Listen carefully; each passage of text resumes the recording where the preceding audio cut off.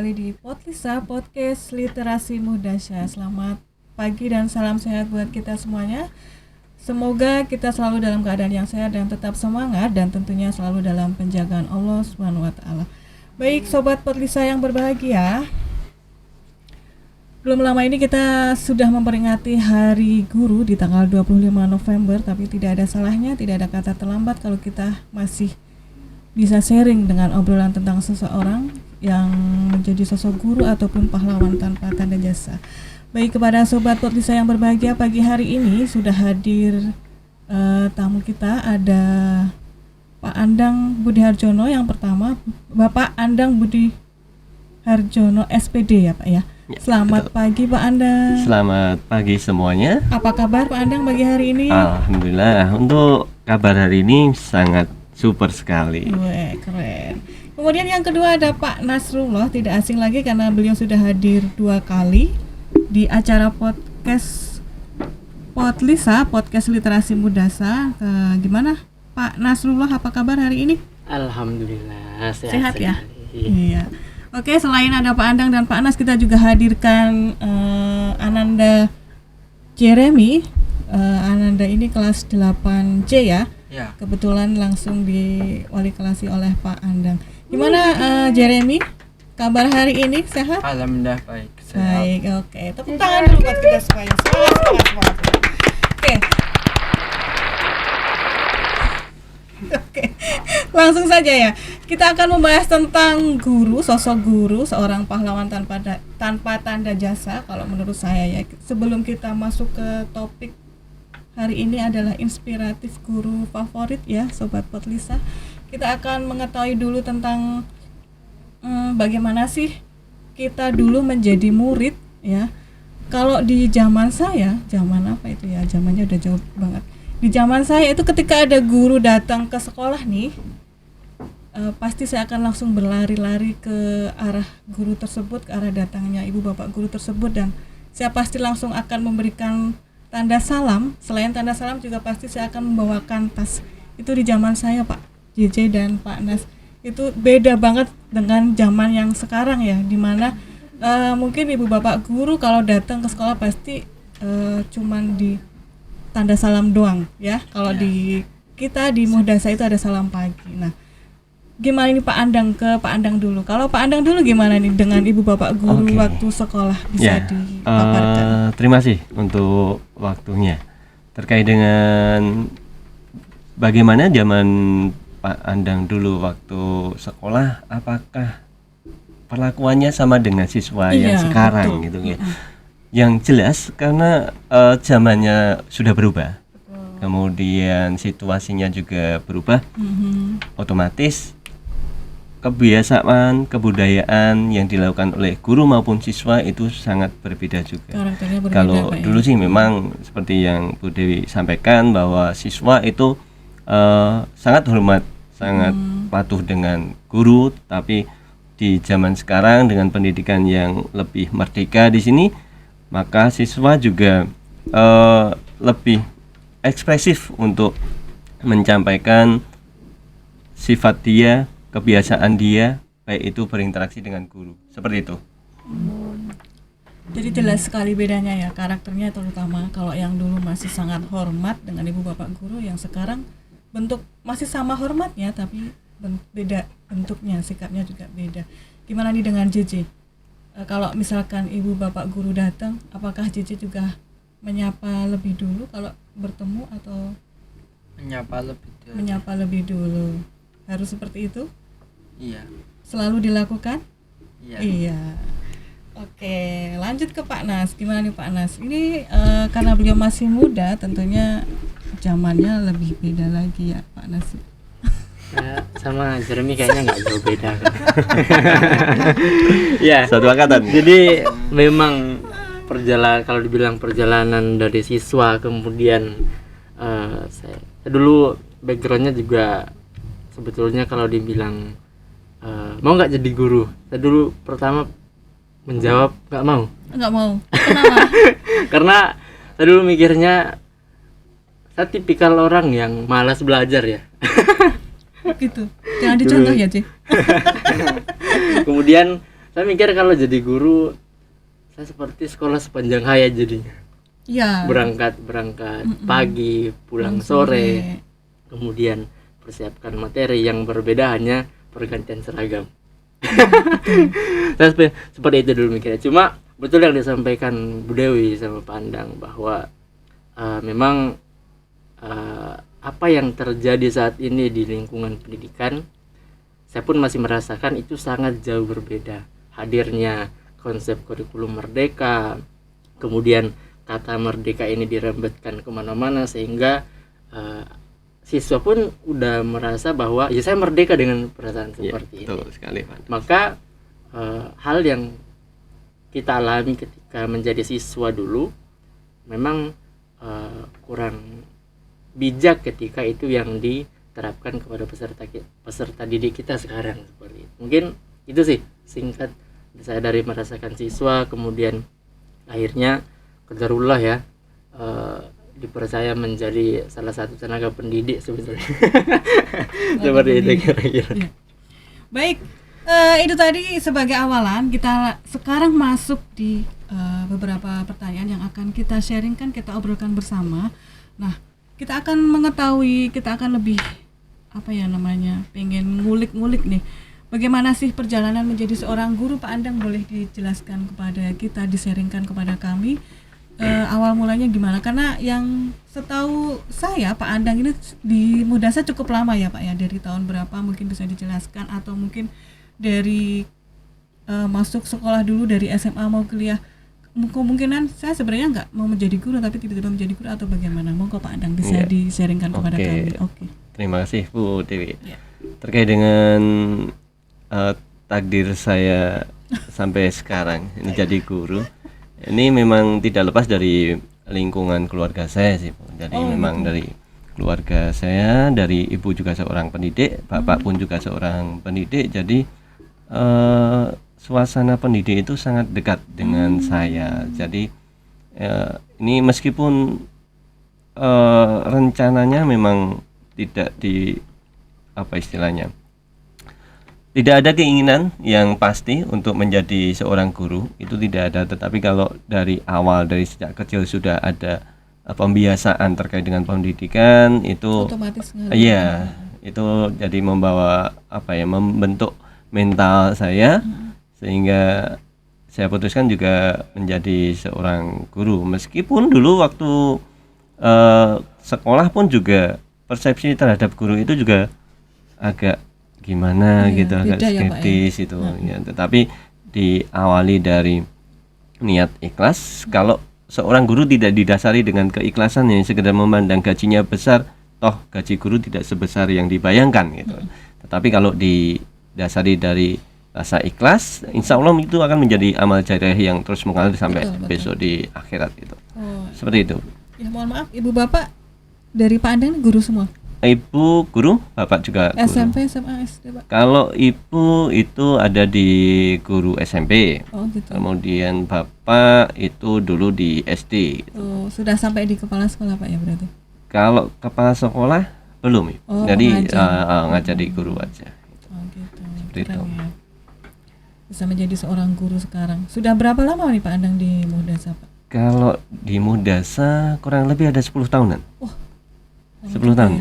Sebelumnya di Sebelumnya SMP. Untuk pengalaman ngajar ada pernah di SMP Negeri 2 ya, di SMP Negeri 2 terhitung sampai hampir 3 tahun di sana. Kemudian sempat off itu barengan sama istri waktu melahirkan. Jadi hikmahnya ya ketika saya off ngajar jadi guru, saya bantu istri di rumah untuk mencukupi bantu-bantu anak waktu mengurus anak gitu. Seperti itu. 1 tahun saya off, setelah itu baru ada kerentek, ada niat lagi untuk ngajar lagi. Sebenarnya ada keinginan untuk beralih lah, cari tetapi karena jiwanya sudah jadi pendidik kembali lagi ke kodratnya itu. Ini yang saya dengar istrinya juga pendidik Pak ya? Istri saya kalau nggak salah. Iya, kalau pendidik. Dulu sih memang tidak dari pendidik sih Bu, jadi cuma sekedar pekerja buruh pabrik itu. Tetapi setelah anak lahir yang pertama, saya minta untuk fokus ngurusi anak, dan setelah anak sudah agak besar bisa ditinggal, akhirnya minta izin untuk ngurusi PAUD di kampung gitu. Ya, karena itu adalah suatu amalan yang baik, ya tidak saya paksakan. Kalau memang bisa dilakukan ya silahkan dilaksanakan, dan sampai sekarang alhamdulillah masih di PAUD itu. Selain ngajar di sini, di luar juga masih aktif kalau Pak Andang ini ya? Status guru hanya di sini, Bu. Status guru hanya di sini, kemudian untuk di luar hanya untuk freelance tentor aja gitu. Seperti itu. Ini kita mau tanya sama Cici nih, karena Pak Andang ini menurut saya ya, ke beberapa kali saya melihat beliau mengajar ini cukup seorang yang guru yang lugas, tegas ya. Cici, menurut Cici gimana nih Pak Andang kalau mengajar di kelas? Ya, kalau menurut saya tegas, dengan cara mendidik yang baik. Bisa nggak ketika beliau memberikan pembelajaran masuk nggak di JJ? Maksudnya, oh ini lagi ngajar bab ini, terus JJ bisa nih langsung masuk nggak gitu yang diajarkan? Atau JJ harus tanya dulu ke Pak Andang secara langsung di kelas, atau sering WA-an sama beliau? Sering WA-an sih enggak. Saya tanya aja. Oh gitu. Tapi cukup tegas ya di kelas ya? Iya. Iya. Oke. Lanjut. Ini bukan karena wali kelas toh? Enggak. Iya. Oke. Iya, sobat pemirsa yang bahagia ini, kebetulan Pak Andang ini juga sebagai wali kelas di kelas 8C, dan JJ ini salah satu muridnya. Makanya kenapa saya tanya kalau di kelas bagaimana. Yang setahu saya Pak Andang sih orangnya tegas ya. Iya. Bagus kan? Bilang bagus di sini ya. Ya nggak mungkin dong. Atau mau bicara apa nih tentang Pak Andang? Boleh kok. Oke, lanjut ke Pak Nas nih. Tadi kan sudah ceritakan sedikit ya. Sebenarnya nggak mau jadi guru. Saya pengen tahu nih, meskipun masih sangat muda, pengen ngerti nih gimana sih kok bisa menjadi guru, ceritanya nih. Ya, ini kayaknya perasaan saya sama kayak Jaja ini. Mesti Jaja bilang, "Oh, saya dijebak di sini mesti." Ditanyain langsung sama orang yang di sini. Ya. Dan sama pun kalau ditanya, "Kenapa kok gimana sih prosesnya kok kenapa menjadi guru di sini?" Kayaknya kan dulu backgroundnya kayaknya bukan guru kan ya? Iya. Jadi memang Bentar. Ibu bapak pendidik juga? Nah, ini baru mau saya cerita. Jadi berangkat dari background keluarga, memang yang menjadi tenaga pendidik formal itu hanya satu sebetulnya. Itu pun kakek saya dari ibu. Kalau dari orang tua, ibu dan bapak, beliau berdua itu hanya tamatan. Ibu itu SMA, bapak itu asalnya sampai di SMP. Dan beberapa kali saya ditanya ketika proses perayaan Hari Guru, tetap saya katakan bahwa bagi saya guru terbaik yang pernah saya jumpa itu adalah orang tua saya. Kenapa saya katakan seperti itu? Mereka tidak pernah merasakan duduk di bangku kuliah, tetapi sangat mempunyai visi yang sangat, ambisi yang sangat besar bagaimana caranya kami bertiga anaknya itu mampu menyelesaikan pembelajaran di perguruan tinggi. Itu yang pertama. Kemudian kalau beberapa tahun kemarin ada kurikulum yang membahas tentang pendidikan karakter. Saya kira orang tua dulu pun sebelum ada kurikulum itu sudah sangat menekankan pendidikan karakter di keluarga. Dan maka itu yang saya bilang, orang tua sejelek-jeleknya background orang tua itu mesti mereka mau yang terbaik untuk anaknya dalam hal pendidikan. Pernah saya melihat itu seorang ibu ngerokok, tatoan, tetapi minta anaknya untuk pergi ke TPA. rokokan, tatoan, nggak Beneran pakai nih, Pak? jilbab, pakaian yang terbuka, tapi minta anaknya untuk Ini nyata berangkat nih? KTP. Nyata. Jadi saya katakan sekali lagi saya masih bukan, saya bicara di sini bukan karena menjadi guru, tapi saya melihat sosok-sosok yang saya katakan itu betul-betul menjadi guru yang tanpa tanda jasa. Nah, berangkat dari situ, karena kebetulan saya juga adalah cucu yang pertama dari keluarga ini. Ibu saya 3 bersaudara perempuan semua, dan itu keinginan kakek saya itu ada satu yang menjadi tenaga pendidik. Ya, jadi penebus tuh. Dan akhirnya ada satu yang duluan, kakaknya ibu saya, tapi kakek saya itu maunya kalau bisa yang laki-laki. Nah, saya yang didorong dari, sebetulnya saya diminta untuk menjadi guru itu, pendidik itu ya ketika di perkuliahan. Kemarin pas masuk SMK, saya diminta untuk menjadi teknisi sebenarnya. Saya alumni SMK. Iya, makanya. SMK. Kemudian seiring pergantian waktu masuk perkuliahan beda lagi, dan akhirnya sekarang, dulu ketika saya ingin mau ngambil pendidikan agama Islam itu, saya sebenarnya mau pulang itu. Karena itu betul-betul dunia yang pertama saya memang nggak ada niat untuk jadi guru, yang kedua ada agama Islamnya. Itu saya sangat berat kali untuk ngambil itu. Nah, tapi orang tua bilang apa? Sholat dulu. Kalau besok pagi hatinya tetap masih ingin untuk pulang, maka pulang. Tapi kalau besok pagi hatinya mau tetap ingin kuliah, maka kuliah. Dan qadarullah, pagi itu hati saya menjadi tenang tetap di Jogja. Bukan karena seseorang ya? Bukan karena seseorang. Kirain Nah, bukan. berawal dari situ, ketika selesai satu pun, habis magang, saya kembali melihat bagaimana prosesnya di sekolah, proses belajar mengajar. Saya magang semester 6 itu dulu, 6-7. Habis itu saya berpikir saya masih enggan untuk menjadi guru, tetapi kalaupun saya tidak terjun di dunia ini, yang pertama saya merasa saya dikuliahkan orang tua sepertinya belum mendapatkan buah yang mereka mau, hasil yang mereka mau. Nggak bisa menafikan ya, orang tua ketika belajar kuliah di pendidikan ya pikiran orang tua akan menjadi Seorang pendidik. guru. Nah, itu yang saya tebusin. Kemudian yang kedua,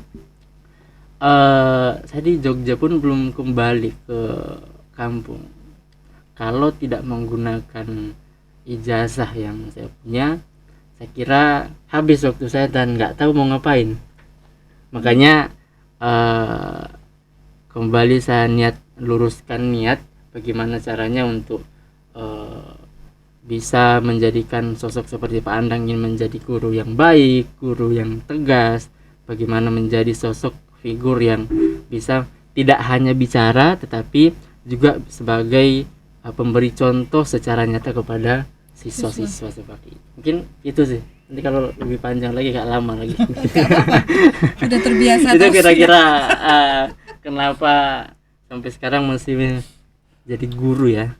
Berarti inspirasi utama adalah dari orang tua. Orang tua, walaupun orang tua saya bukan seorang guru, tapi saya kira mampu membuat saya tetap istiqomah untuk kuliah, ingin tetap belajar ya. Saya kira itu sosok guru yang luar biasa lah. Kemudian rencana nih, kan ini Pak Nas lagi menempuh S2 ya.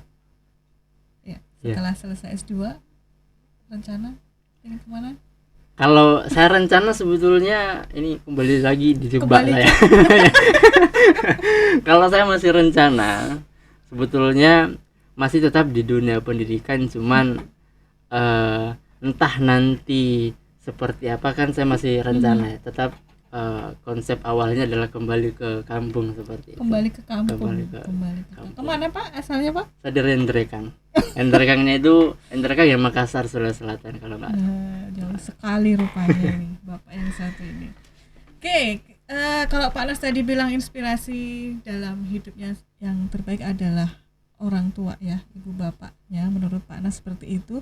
kita akan bertanya dengan Pak Andang. Nah, inspirasi yang selama ini bisa berpengaruh besar dalam kehidupan dan karir Pak Andang, siapa nih Pak Andang?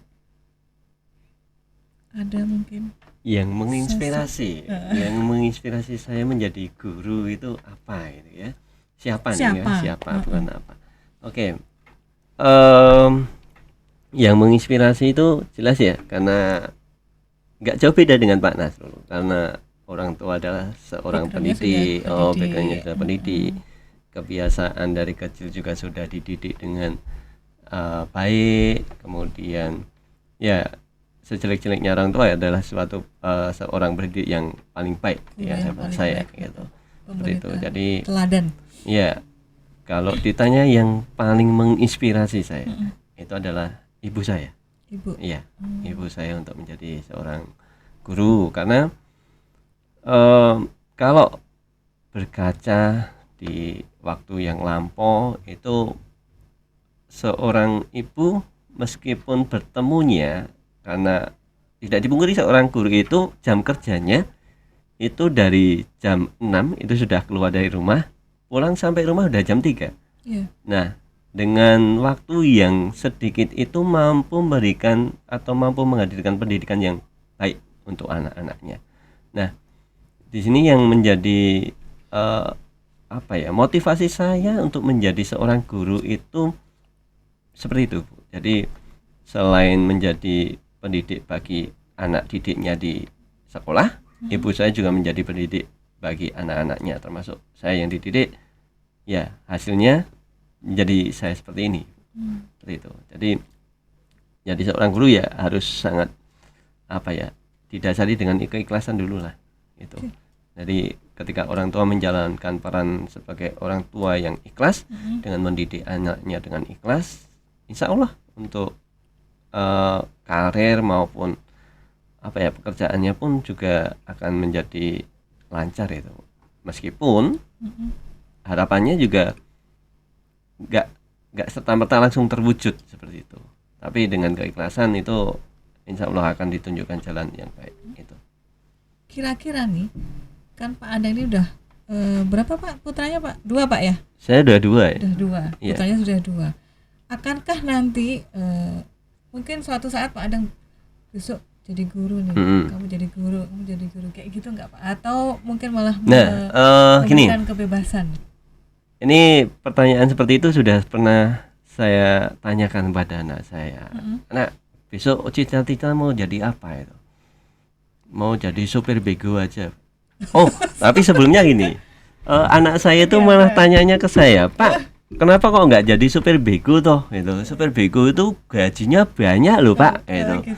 Iya, kok milih jadi guru gitu. Nah, pertanyaan anak seperti itu mau nggak mau harus memikirkan jawaban yang jangan sampai menjerumuskan gitu. Jangan sampai hanya berdalih saja itu. Nah, ketika anak bertanya seperti itu, saya yang ditanya juga akan menjadi sedikit bingung gitu. Kalau saya jawabnya ya, jadi guru itu bayarnya memang nggak banyak. Nah, itu. Tetapi seorang guru ketika mengajarkan suatu ilmu pada muridnya, pada anak didiknya, nah ilmu itu akan dipakai oleh anak didiknya dan bisa di-sharekan lagi, bisa dibagikan, maka itu akan menjadi amal jariah yang tidak terputus. Nah, itu jawaban saya untuk pertanyaan anak saya tadi. Nah, seperti itu ternyata terekam pada memori anak saya ketika saya tanya, nah besok mau jadi apa? Jadi guru aja Pak. Loh, guru itu gajinya nggak banyak loh, kan nggak gitu. Nggak apa-apa Pak, tapi kan amal ibadahnya itu terus mengalir, itu menjadi amal jariah, menjadi amal pahala gitu. Nah, itu juga ya kalau memang anak seperti itu baru kelas 3 SD, kalau anak saya yang bertanya seperti itu, ya orang tua bisanya cuma support aja, saling mengarahkan itu. Seperti itu Ibu. Kalau mau ditanya diarahkan kemana, biarkan anak yang menjadi putusan. Tetapi ternyata jawaban saya itu terekam. Terekam dari anak saya. Saya nggak mungkin bertanya anak di Paknas ya, karena saya akan bertanya kepada JJ. Gimana nih tentang cita-cita, mungkin melihat Pak Pak Andang menjadi suatu sosok buat JJ? Ya ternyata enak nih jadi guru. JJ sendiri punya cita-cita apa nih ke depan? Kalau nanti udah setelah selesai sekolah, kuliah, terus cita-citanya apa sih? Apa ya? Jangan jadi guru. Kalau nggak ikhlas ya. Jangan jadi guru lah. Kalau jadi guru nggak ikhlas sama aja. Cari yang lain. Gitu. Pengen jadi apa sih? Kira-kira aja sih. Oh ya jangan kira-kira ya, harus diterapkan dari sekarang loh.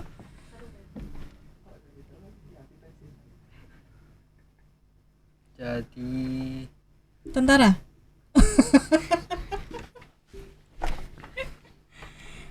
ya apa aja. Oh, kok apa aja, jangan apa aja. Menginspirasi seseorang. Wah, itu motivator nih lah jatuhnya nanti. Boleh lah ya. Oke. Baik, Cobat Potlisa yang berbahagia, yang saya hormati, kita apa ya? Tentang Pak Andang dan Pak Nas, ini adalah seseorang yang kemarin pada saat di Hari Guru itu beliau menerima award ya, penghargaan. Jadi seorang guru yang Pak Andang sendiri guru favorit dan teraktif ya Pak ya? Iya. Kalau nggak salah, benar ya Pak ya? Teraktif dan terfavorit, benar nggak Ji? Karena JJ juga ikut memilih kan? Iya. Oh iya. Kalau Pak Nas sendiri guru terapi. Kenapa Pak? Kenapa kemarin? Kenapa ya kemarin ya? Terapi. Seingat saya Pak Nas itu guru Lupa, terapi yang terapa satu ya? apa? Kenapa saya kemarin? Teridola. Saya Apa, Ji? lupa Guru benar teladan, kemarin guru teladan. Oh guru iya, teladan. teladan. Saya nggak tahu teladan apa ya kemarin. Guru teladan mulai cepat. Ya benar teladan. Iya teladan. Oh, guru Teladan. terapi dan Terapi, teladan. terapi Ya. pijat atau Terapi pijat. Gimana nih perasaannya Pak Nas tiba-tiba dapat penghargaan seperti itu di Hari Gurunya SMP Muhammadiyah 10 Yogyakarta nih? Karena ini dipilih langsung oleh peserta didik ya, tentang survei karakter. Berarti kan benar-benar mereka yang memilih karakter tersebut ada pada diri Pak Nas. Dan ternyata itu jadi beban sendiri. Baik. Jadi Pak, kembali lagi Pak. Kalau nggak ikhlas jangan jadi guru Pak. ya jadi kita nanti kelihatan di niat, jadi benar-benar niat apa enggak sebenarnya. Jadi kemarin sempat ada nominasi guru apa teladan Ya, teladan sama paling teladan sama paling sama rapi. rapi. Kalau teladan saya kira nggak ada guru yang nggak teladan sebetulnya ya. Iya, masing-masing Ya, punya. masing-masing Cuman punya. kan poin terbanyak itu ada pada Pak Nah, Nas paling. mungkin. Nah, si paling. cuma Si yang paling. rapi sebetulnya ya saya ini nggak rapi-rapi amat sih. Nah, ini yang saya dapat dari guru seni budaya saya di SMP dulu. Saya masih ingat betul. Kirain Pak Hendy. Itu yang disampaikan guru saya, karena dari sekian guru yang mengajar di SMP saya itu, ini guru seni budaya yang selalu selalu sangat rapi sekali tampilannya. Semua bajunya, celananya itu ada bekas setrikanya lah. Dan maksudnya setiap istrinya itu katanya setiap malam itu harus disetrika terus. Iya. Jadi setiap mau dipakai bajunya saya disetrika. Apa yang beliau katakan? Jadi gambaran sosok seseorang itu dilihat dari penampilannya. Kalau penampilannya rapi, maka apa yang dia sampaikan akan mudah diterima oleh orang lain. Walaupun sebetulnya yang disampaikan itu belum tentu yang menyampaikan itu melakukan. Tapi karena penampilannya yang mengatakan, itu bisa diterima dari orang lain. Yeah. Tapi kalau orang itu selalu melakukan apa yang disampaikan, tetapi penampilannya kurang elok atau tidak ya kurang enak dipandang di depan umum, maka itu hanya akan apa sih itu? itu tidak kepercayaan orang tidak akan sebaik kepada orang yang mempunyai penampilan yang bagus. Makanya saya sering sampaikan kepada siswa itu minimal pakaiannya itu kalau tidak bisa baru terus dirapikan. Ya rapi itu nggak harus baru, rapi itu nggak harus mahal kok. Betul. Mulai dari pakaiannya, kemudian termasuk untuk kebersihan badannya itu kan juga kita ajarkan untuk dijaga. Cuma itu yang selalu saya bawa dari SMP itu, kalaupun nggak bisa beli yang mahal, ya paling nggak kita jaga lah pakaian kita tetap rapi. Artinya kita memantaskan busana yang kita gunakan di tempat kita bekerja, seperti itu mungkin ya. Tapi Panas, di era pendidikan sekarang itu udah mulai banyak guru yang menggeserkan itu. Nah, itu menjadi tantangan tersendiri, Panas. Karena saya masih ingat waktu kuliah di UNY, ada seorang dosen yang mengatakan kalau memang sudah memutuskan jadi guru, bersiaplah kalian menjadi teladan bagi murid-muridnya. Meskipun usianya muda, ya pastikan jangan canggung, jangan merasa nggak enak ketika dipanggil dengan bapak atau ibu, seperti itu. Jadi kata-kata dosen saya di situ juga merupakan pesan yang terus saya ingat. Kalau memang konsekuensi ketika mau memutuskan jadi guru, konsekuensi seorang guru sebagai teladan itu juga harus melekat pada seorang guru, seperti itu, Pak. Itu ya, jadi ya itu makanya banyak orang mengatakan jadi guru itu berat. ya. Berat sekali, tidak hanya di sekolah, di luar sekolah itu, di masyarakat guru sangat dipandang sebagai sosok figur yang sangat teladan gitu. Betul. Apapun pekerjaan di masyarakat, ketika si bapak ini guru, itu akan selalu dianggap mempunyai nilai lebih. Dan makanya Pak Anang bilang tadi, ya mau tidak mau harus siap untuk mengemban sosok sebagai guru tadi. Itu bukan hanya nama, tetapi bagaimana sebetulnya guru yang yang baik, yang bisa memberikan tidak hanya bicara tapi dilihat dalam kehidupannya sehari-hari. Tadi Pak Nas bilang berat ya, jadi guru tuh berat. Mungkin pernah mengalami suatu peristiwa apa gitu yang udah, aku kan guru nih, aku ngajar nih, tiba-tiba aku menemukan suatu peristiwa yang begitu mengena, jadi ternyata jadi guru berat ya. Pernah nggak Pak seperti itu? Pernah. Jadi makanya saya tadi sampaikan, background saya dari SD sampai SMK itu adalah ya yang nggak bagus lah. Kemudian saya maksudnya mungkin dari ada tindakan dari siswa atau yang mungkin terlalu mengena di Pak Nas sendiri. Ya, jadi background di awal saya yang seperti itu, kemudian sekarang menjadi tenaga pendidik dengan seragam seperti ini. Ketika di luar sana mencopot seragam, tidak menggunakan seragam di luar sana, kemudian ingin bukan ingin sih, kadang-kadang khilaf ataupun tidak sengaja melakukan hal-hal kesalahan, walaupun itu sebetulnya tidak terlalu besar, tapi karena kita merasa mengajar di sekolah, jadi nggak, hal-hal yang tidak terlalu besar ini pun kayak kok kayak gitu, kok tadi bisa sampai terjadi seperti itu ya, kok itu bisa terjadi, padahal saya guru ini. Kalau dilihat orang lain ya kita malu kan. Saya pernah merasakan seperti itu. Udah jadi guru kok masih kayak gitu ternyata kelakuannya di luar sana. Nah, kasarannya seperti itulah. Pernah, dan itu nggak cuma sekali, saya masih sering. Iya. Olak-olakan seperti itu. Makanya saya bilang sangat berat sekali.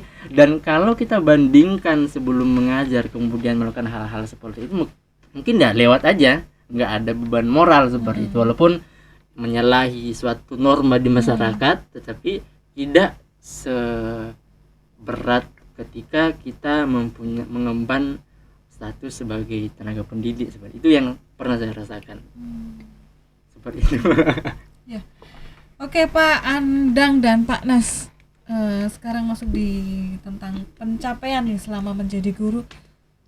Capaian apa sih yang pernah diraih sehingga bisa menjadi titik balik Pak Nas dan Pak Andang dalam meniti karir menjadi seorang guru? Kalau kemarin penghargaan itu juga suatu pencapaian ya, menjadi guru yang terfavorit dan teraktif, dan Pak Nas ini menjadi guru yang paling rapi dan teladan, itu juga suatu capaian. Tapi pengen tahu nih, pengen ngerti capaian apa nih Pak Andang yang mungkin kita sendiri nggak tahu, tapi kan di luar ternyata Pak Andang punya loh ini yang menjadi titik balik dalam menjadi karir seorang guru.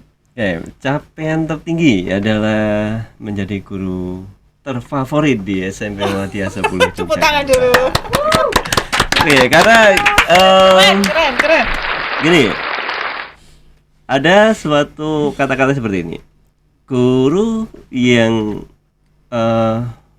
berprestasi. Guru yang berprestasi tidak hanya guru yang menjuarai berbagai lomba inovasi inovasi media pembelajaran, tetapi bagaimana seorang guru tadi mampu memfasilitasi pembelajaran dengan media yang sesuai dengan siswa yang ada di kelas. Kemudian menjadi guru prestasi bukan guru yang menang lomba karya ilmiah, tetapi seorang guru yang berprestasi adalah guru yang mampu menghadirkan pembelajaran di mana akan memberikan pengalaman belajar bagi siswa sehingga siswa mampu menerapkan ilmunya. Nah, yang saya pegang seperti itu. Meskipun memang prestasi guru yang diakui untuk kegiatan lomba itu memang bagus ya, tetapi banyak juga sih ya istilahnya banyak guru yang sering mengikuti lomba di luar, sering mengikuti kompetisi, tetapi dari hal seperti itu dia lupa ketika esensi mengajar di kelasnya itu seperti apa, sehingga sering meninggalkan jam ngajar untuk mengikuti pelatihan, dan dia lupa untuk menerapkan pelatihannya itu di kelasnya. Nah, seperti itu juga menjadi paradoks sendiri bagi seorang guru gitu ya. Tetapi yang saya pahami dan saya pegang, prestasi yang membanggakan bagi seorang guru yang menjadi titik balik atau apa ya istilahnya, memberikan semangat tersendiri bagi seorang guru adalah ketika melihat seorang siswanya yang sukses. Itu menjadi penyemangat dan istilahnya penghibur juga bagi seorang guru yang mengajar di kelas itu. Karena saya masih punya cerita di SMP 2 dulu, saya ngajar di sana. Sampai sekarang saya sering dikontak dengan murid saya, "Pak, gimana kabarnya?" gitu. Nah, saya tanya, "Di mana sekarang?" "Alhamdulillah Pak, keterima di AU gitu." "Oh, alhamdulillah ya." Itu sudah. Ternyata siswa saya udah banyak yang jadi PNS, sudah banyak yang jadi angkatan. Betul. Seperti itu. Itu adalah pencapaian ya, pencapaian bagi seorang guru. Pencapaian tertinggi seperti itu. Meskipun penghargaan yang tertulisnya nggak ada, penghargaan realnya nggak ada, tetapi ketika tahu siswanya berhasil, itu menjadi penghargaan yang tidak ternilai bagi seorang guru. Keren. Seperti itu. Beri tepuk tangan yang meriah banget buat Pak Ani, keren banget.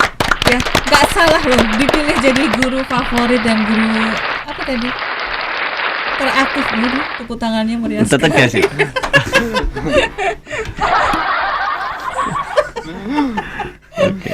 Pokoknya meriah. Oke, terakhir. Ya, waktunya udah mau habis nih. Pengen tahu nih buat penutup ya, misinya menjadi seorang guru sama inovasi apa sih yang bakal dikembangin buat kemajuan siswa. Oke, monggo Pak Andang. Saya dulu ini. Iya. Nanti Pak Nas ganti ya Pak Nas. Ini Pak Nas Kalau ya Saya closing statement nanti. untuk saya kupas dari Pak Andang aja nanti. misi macam tujuan saya jadi guru, yaitu memberikan pengalaman belajar bagi siswa Iya. sehingga Iya. membekali siswa untuk hidup di dunianya. Karena kalau saya mendidik seorang siswa sesuai zamannya sekarang, itu saya keliru. Karena siswa yang saya didik nanti akan hidup di zaman mereka itu. Kalau saya menerapkan itu, maka kesalahan besar bagi saya harus memaksakan anak tersebut untuk mempersiapkan hidupnya pada saat sekarang. Padahal para siswa itu hidupnya adalah masa yang akan datang. Maka bagi seorang guru, seperti yang dikatakan Pak Nas, itu guru harus belajar sepanjang hayat gitu. Jadi ada yang saya kutip itu terus belajar untuk membelajarkan. Itu yang saya pegang selama saya menjadi guru, jadi tetap belajar. Untuk inovasi yang saya lakukan terkait dengan profesi saya menjadi guru, ya ketika sekarang adalah kemajuan IT-nya sangat pesat sekali.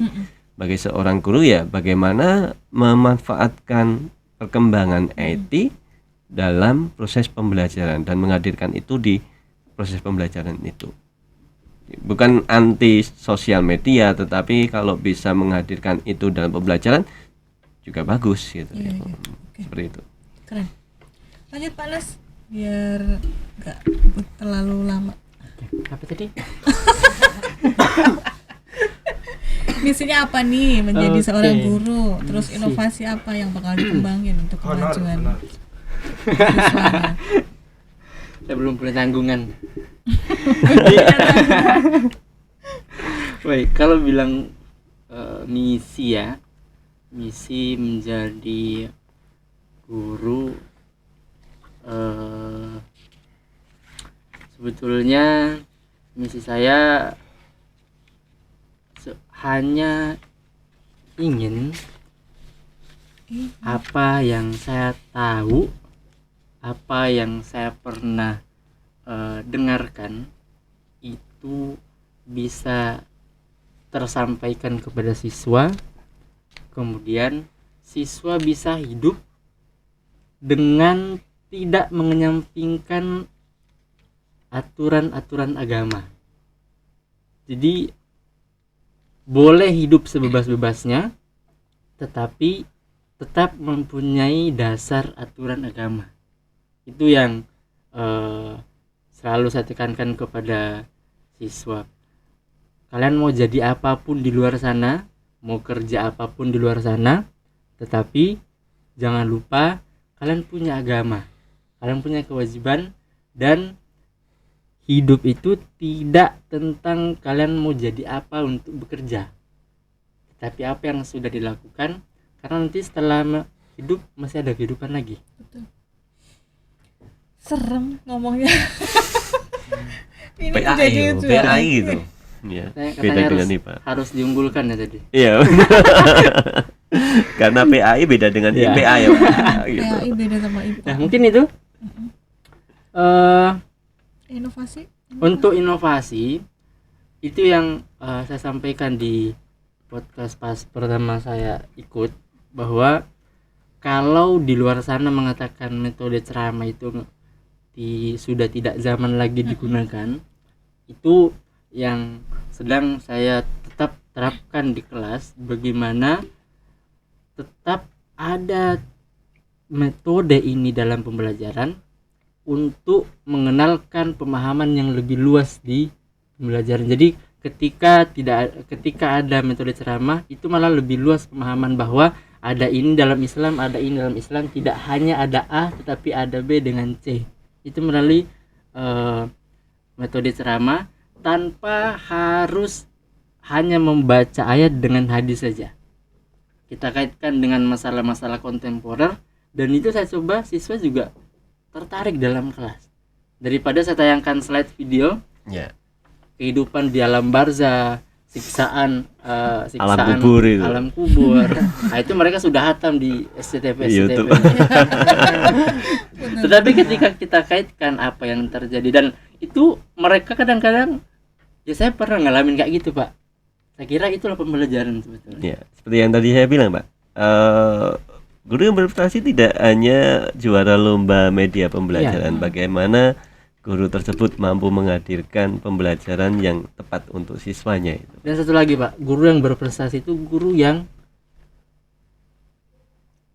tetap tahan untuk mengajar sampai dia mempunyai banyak peserta didik yang diluluskan. Ya, itu tadi contohnya kayak Pak Andang, tiba-tiba ada Itu siswa saya kira itu yang- sangat guru berprestasi itu menamatkan beribu-ribu peserta didik itu sangat luar biasa tiba-tiba ada sekali. siswa yang WA, ternyata dia sudah menjadi apa tadi Pak, AU ya Pak ya, Iya, ada yang banyak PNS dan PNS. sebagainya.